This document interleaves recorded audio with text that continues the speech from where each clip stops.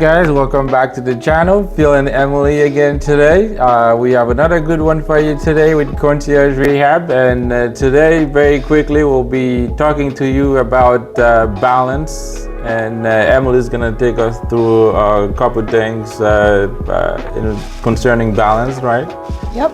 So there are three systems in our body that help with our balance. We use our eyes, our vision, our inner ear, our vestibular system, and then what's called our somatosensory, or our sense of touch. So we have little joint receptors throughout our body that give us feedback, whether you're on a nice, firm, hard surface, or grass, or sand, or uneven pavement, that requires all those systems in order to work properly, in order to maintain our balance.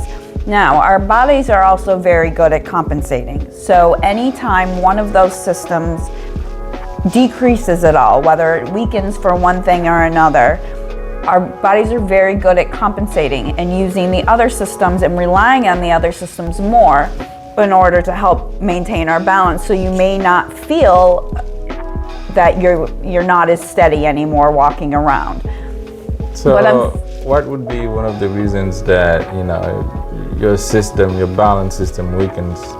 I mean, it can happen, one, if you stop doing as much as you were before, if you're staying home more, if you're not feeling well.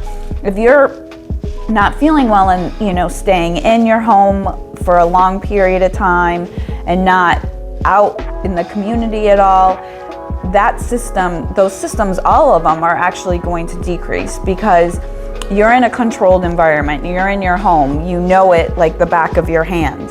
So it's not stressing your systems at all. When we go out, even just to go grocery shopping, just being in an area that there's a lot of stimulus, whether it's crowded or not, you still are looking at the different objects on the shelf. There's a lot that your body has to take in. So you're stressing those symptoms, those systems. Also, when you're at home, our vestibular system is activated anytime you have any type of head turning. So it's activated. There's different aspects of our vestibular system that work when we're moving forward or back, but also up and down, and each way that we turn our head, depending on how gravity affects what is called our semicircular canals in our inner ear. So if you're not doing a lot of head turning or putting yourself in a situation that's going to cause your body to take in more stimulus, those systems are going to weaken just like a muscle would weaken. Also, different diseases like diabetes, and people get peripheral neuropathy, so that somatosensory system is directly impacted. Also, chemotherapy, lots of different drugs affect both your somatosensory, they may affect your vestibular system. If you actually look at the side effects of most medications, vertigo is on quite a few of them. So these are all different things that can in turn over time really affect your balance. Also, overall weakness. If you do have an illness or something that happens, or an injury that you develop weakness, your balance is going to be affected as well. So, there are many, many different causes that can result in not feeling as steady on your feet. Right. And you also may not even realize that you are unsteady until you maybe try to go outside at night. It's dark and you're, on uneven pavement and you can't see it as well and you don't sense it as well. And so you actually are more unstable, but you don't even realize it until you're in those type of situations, which you're not in every single day. Right. So what can, we do to regain a balance? So there's a lot of different exercises that we can do.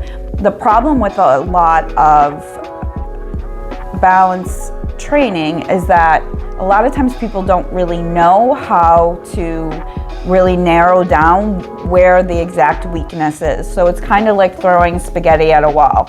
They throw a whole bunch of different exercises at the patient and then they see what sticks, what kind of helps.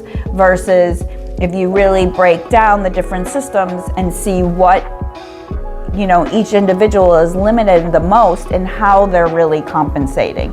So one of the best tests and easiest tests that doesn't require, any expensive equipment or anything is called the CATSIB. So the CTSIB test. So, Whoa! Just kidding, guys.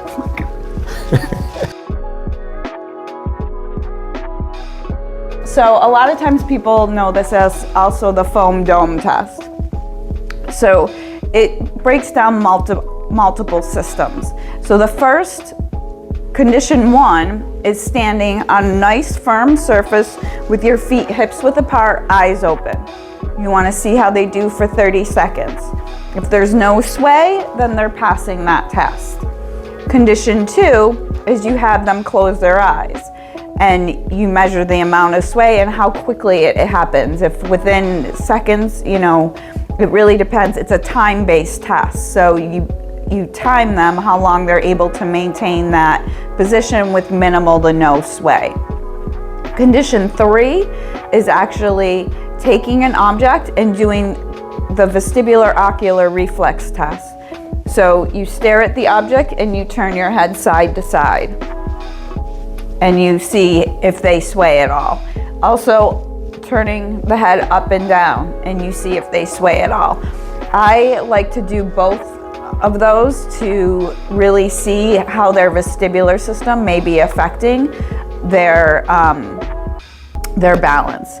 Now, condition 4, you have them stand on the foam. It's the same as condition 1, except now instead of the firm surface, you're on the foam, which then is really testing those somatosensory, those sensors that give us feedback on the type of surface that we're in. If someone starts swaying quite a lot for that, then that shows you that they actually are relying a lot more on that system, and the minute that you alter it, they have a lot of problems.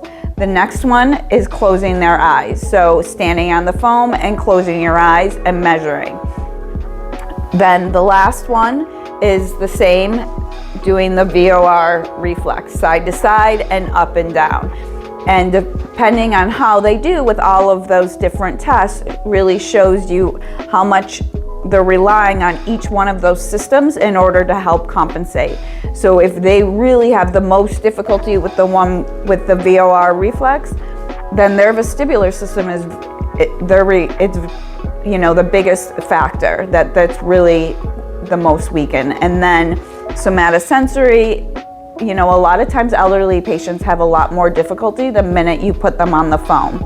Also, if someone has had a serious orthopedic injury and hasn't really been weight bearing through a limb, if you start requiring them to really, that feedback has just been weakened like everything else.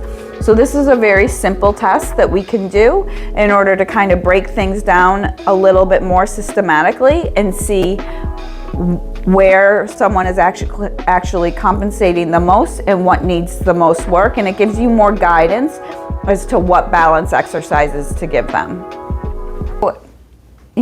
My biggest recommendation is really if you feel like you have any type of balance deficit, that's when you go see a therapist. You don't want to go see a therapist after you've had a fall or something more serious. You definitely want to come as more of a preventative measure. But if you do feel that you're starting to have difficulty, if you stand, you can stand in a corner so that you're safe.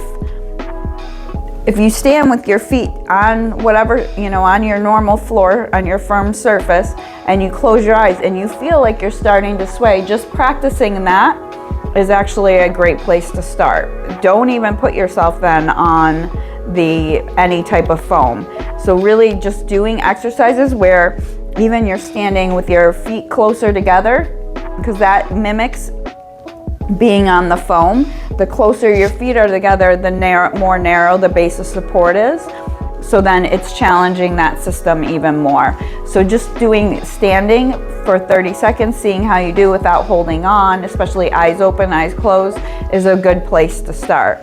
If you feel that you are getting dizzy or having problems the minute you do any type of head turning, I suggest you actually do that exercise seated, and you pick an object on your wall and you count for 30 seconds and you turn your head side to side for 30 seconds and do that about 4 or 5 times, and then up and down as well.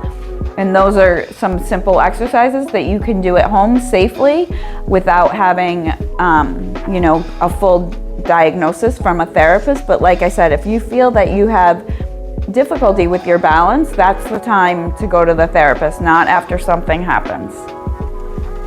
All right, guys, thank you for stopping by the channel. And once again, stay active, stay healthy, doing a little bit of balance here.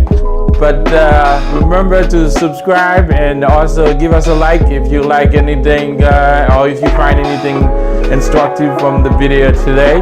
And we'll see you in the next one. Bye, guys. Bye.